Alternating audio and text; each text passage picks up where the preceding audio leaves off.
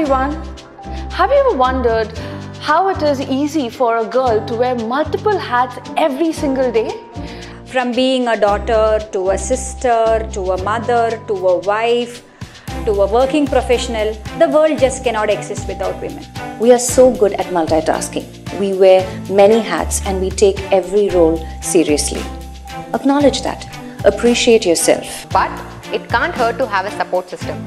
There are going to be moments where you might feel a bit low or doubt your own capabilities.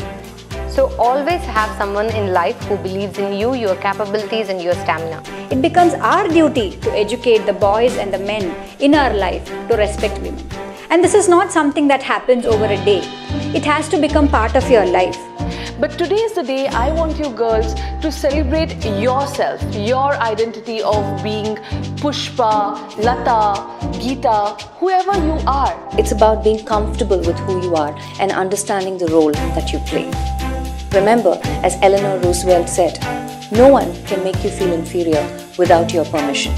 So this Women's Day, embrace yourself and celebrate life because we, women, make life more beautiful.